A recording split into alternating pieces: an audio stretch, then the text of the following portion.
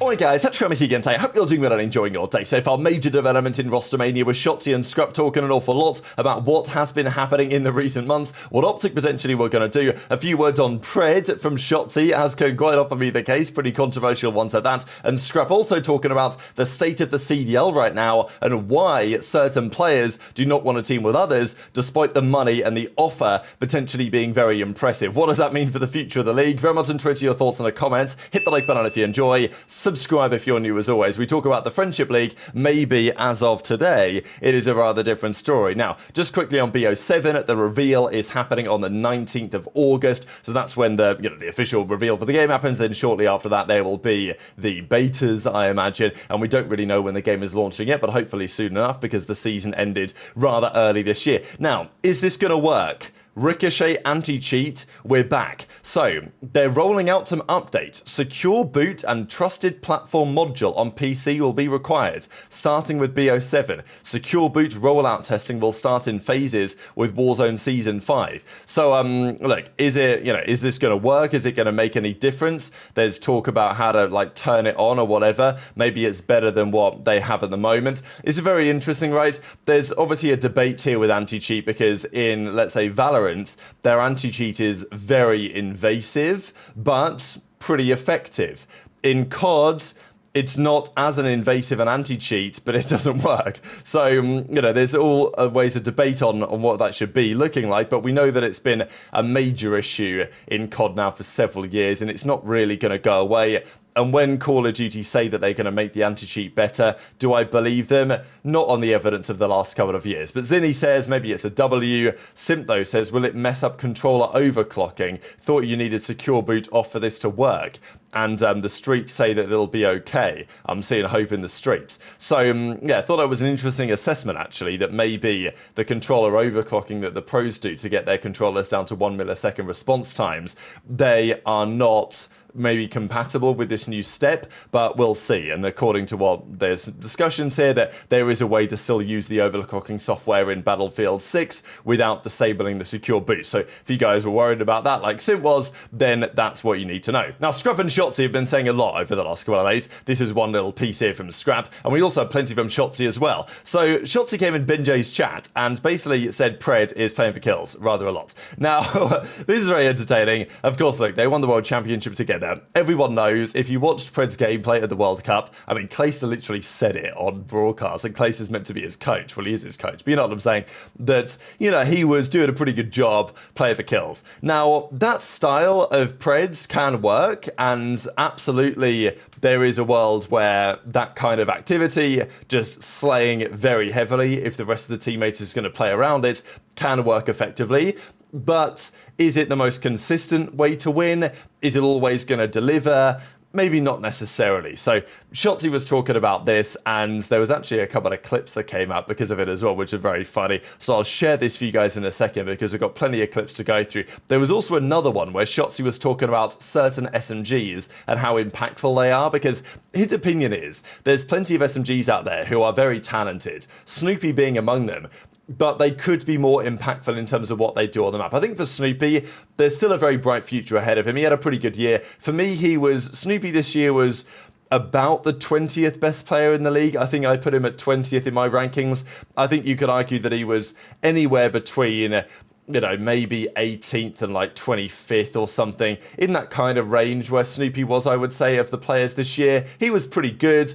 Not spectacular, but definitely improved, right? Obviously, the first year he literally just came in for champs. The next year was nightmare team situation on Boston. And this year was, I think, much better. Snoopy improved a fair bit. But as far as Shotzzy's concerned, there is a fair bit still to go for him to use his talent most effectively on the map. And Shotzzy's talking a lot about this lately. And you know what? It's if Shotzzy said this at the start of the season, things would be a little different, right? Because as we know, back at the start of the year, he made a lot of comments in January and things fell off a cliff very quickly indeed. But having now won the World Championship, up there with the MVP of the season, then there's no doubt that Shotzzy knows what he's talking about and also has the right to criticize whoever he likes. So yeah, he was talking about some of the more impactful sub players, giving some gas to HyDra, 04 among others, and saying that there's plenty out there that have the talent, but they don't necessarily execute on it in the right way. Shotzzy also, and I say I'll share all these clips in a second, but a lot's been happening,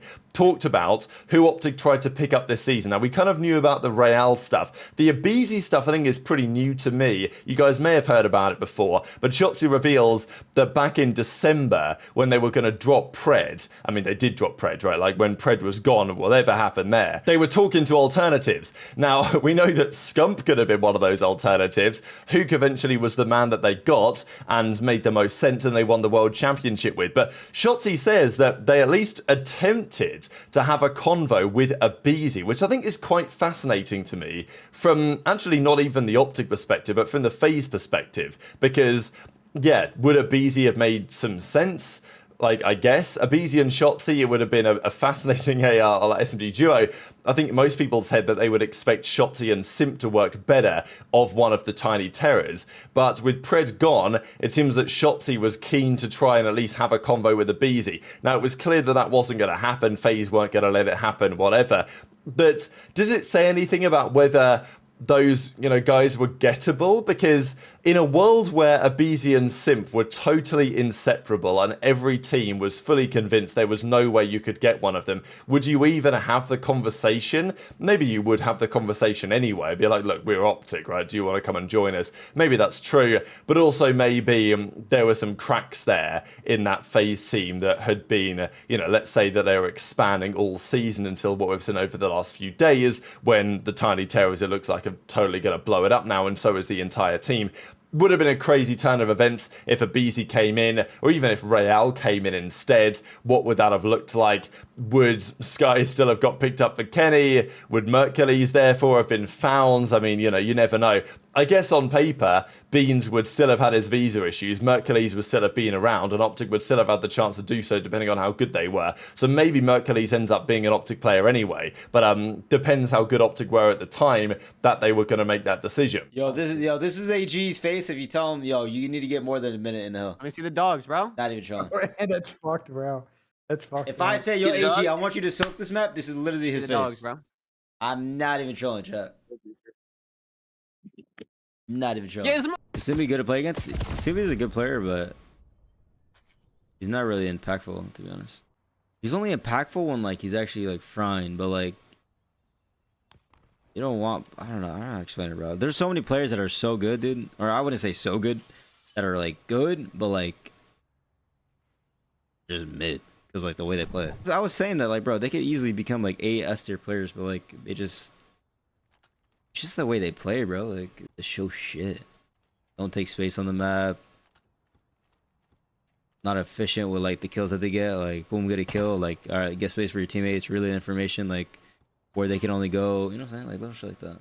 It's like, on their screen, they're like, they get a kill, and it's like, okay, let me play my life. You know, hide. And it's like, as a sub player, bro, like, you're the one that's making the plays and shit. Who's the most impactful subs in your opinion? Paco, still like 04.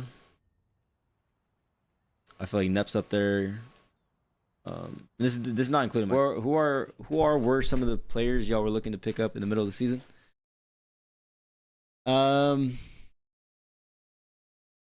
Real, Kyler, AG, Caesar, and aBeZy. But that was like way earlier in the game. I'm pretty sure that was literally before we even got Kyler, but no one really.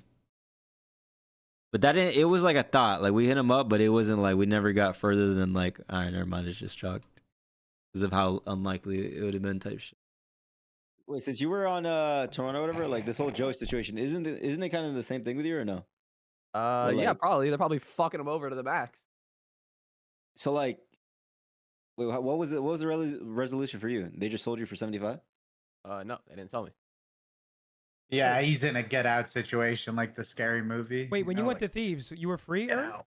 You were free? No, but all right, I don't know how much I can say, but there was like years before that I was trying to get sold. Oh yeah. the other teams. Well, what's crazy is they for probably a would have got lot more than I way got more- sold yeah, for, like, exactly. for a lot more. Like, I'm talking Okay, listen. The probably rumor five was you times- were 5 75k. times more.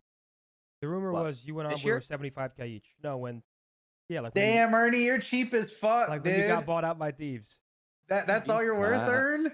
I think it was double. That's all you're worth? 75? Damn. I know. FaZe was offering 400 2 years 75? ago. They were offering 400 and they said no. So Oh, I don't know. Wow. I actually There we remember. go. We got it out of him. We got This it was out of this was him. after MW2, bro. They offered 400 and they said no. Bro, Toronto said no, bro. Wow. Yeah, Kason's in there. He said I can confirm. Kason was in the back, bro. Fucking. All right, bro. I'll be honest. From what I've noticed in this offseason, bro, everyone doesn't like each other. Yeah. No, that's That's certainly what seems like the that's case. what I've got from everyone is that literally everyone doesn't want to play with anyone. That's crazy because I feel like people don't even talk to people. It's literally all from playing the game. Yeah, seriously. Sounds about right. But I think people I are mean, like people just chasing have, like like, a- chemistry, bro. Like they're just chasing. Like they're not. They even stack Gunny, but I think people want to find like one mindedness. Like they want to find. You know what I'm saying? Like, Like, bro, I agree. If you stack skill, like you might have a good chance. But bro, I'm not trying to play with someone who just doesn't like his teammate. yeah. Like, yeah, come join the team. We know you hate each other. Come join. No, that's definitely the worst shot. 100%. Friends and girlfriends, bro. That's how this shit gets out. The challenger scene, to be honest. Bro, there The has to minute just that be a... anyone signs a, go ahead. No, you go ahead. I don't Dude, bro. the minute we That, signed the dude, I'm not gonna lie. contract, The it's- girlfriend shit is just so corny to me, dude. I'm not Bro, there's gonna gotta be lie. a girlfriend ban from events. That's all it needs to come down to. I can't Yeah, lie. but That, girlfriends NBA are talk to the needs to girlfriend. that keep shit your kills mouth teams shut. for sure. Yeah, bro, his girlfriends are banned from events. That's it. Actually probably the #1 problem. I'm so serious too. At least through your experience, for sure. Thankfully, on my team, Yeah. Nah, my shit's been pretty AIDS, but I've been controlling it. I've been doing crowd control. Dude, That's good, Ernie. That's good. I was at a Hey, party yo, once, they and Ern's got, girl's like, if he's giving you trouble, let me know. I don't know, bro. I feel like, I feel like we're the only I got esports that have you, that but I shit. think we're good, bro. I think we're good. I think Ernie and I can talk it out, dude. I talked to if someone talks to Ben, the whole story is gonna be on the timeline in fucking 3 days. Well, Ben, I'm actually curious. Has any pro DM'd you like saying intel shit or not? You 100%. Yes. really, bro? Pros really do that. Usually, like, because they want to fuck over it, bro, and then usually it's because it's like a fuck over. Oh, they wanna fuck and I'm not in that business, bro. Like, if people are trying to exact revenge on people, like, I didn't know that, bro. I'm I like, swear to bro, God, go I talk to actually did not somebody know else. that. Oh yeah, right, Ben. You are answering every DM. So plenty of interesting clips there. This also a remarkable screenshot. You guys probably remember the story of the OpTic guys putting Thieves in the 16-point club back during scrims leading up to the World Championship. Now, this game didn't get to 250. Presumably, Thieves just ended it or rage quit or whatever because it wasn't going to plan. But anyway, it's a remarkable scoreboard. It also does put into some context, by the way, how impressive Zuma's 4 in 23 was. Because if you're getting 16-point clubs, you would expect maybe that one of the guys on the other team is getting absolutely farmed. And Envoy did, to be fair. 7 in 23 for Envoy, 9 in 23 for Ghosty. Barely 1,000 damage is actually criminal. But he did have more hill time than the rest of his team at 6 seconds compared to 5, 5, and 3. But on the OpTic side, I mean, wow, it must have been so obvious to OpTic that Mercules was just the truth when he spawns into a skyline and just drops 28 and 10 on Thieves' heads that have just won back-to-back tournaments. Dashy's double pos, Shotzzy and Huke are basically double positive as well, so yeah, that was a pretty remarkable throwback. But of course, speaking of Scrap, he said a couple of very interesting things. The buyout from Toronto that was rejected by Toronto after Modern Warfare 2, pretty crazy to think about because, of course, look, Scrap was that guy at the end of Modern Warfare 2, but he didn't win the World Championship. They fell short in the end to the Bulldog and the guys at New York that 5-0 slapped him around in the grand finals. Toronto then said no to letting Scrap go then, and then they sold him the year after. So they did get some money for Scrap the following year, but not as much as they would have done for FaZe. Now, that would have been crazy, right, if it had have actually been Scrap, Cell, Simp, and aBeZy going into Modern Warfare 3 instead of getting Drazah. And they were willing to pay big money to make that happen, right? So it shows how highly Scrap was rated at the time, and for very good reason still is. But speaking of Scrap and Drazah, we know that they could potentially team together on the Thieves. But as we know as well, Drazah is not interested in doing that. And Scrap says that there's actually a number of players who are just don't want to play with each other, even if it would make sense. They're just not interested in being teammates. And that may be inadvisable, but also, do you want to play with somebody who you don't like? Karma says, look, man up and crack on. Like, that's what used to happen back in the day. There'd be all sorts of beef, and then we would just lock in. Don't have to be friends outside of the game, but you can be friends when you're lifting the trophy at the end of the tournament, right? So that's the big debate, and I think it's interesting that Scrap says this, because we know that this kind of goes on, but over the last few years, there's been a feeling that, oh, the CDL's becoming a bit of a friendship league. The players, they're too friendly with one another. There's no rivalries like there used to be. But according to Scrap, that's definitely not the case. There are plenty of rivalries, plenty of players that don't like each other, don't want to play with one another, and yeah, Friendship League still exists, of course, because it's two sides to the coin, but also the Hatred League exists, I don't know, and we've got a lot of hatred bopping around the league right now. So very much interested to your thoughts on all of this stuff in the comment section below. Hit the like button if you enjoyed, subscribe if you're new, take care, and I'll see you next time.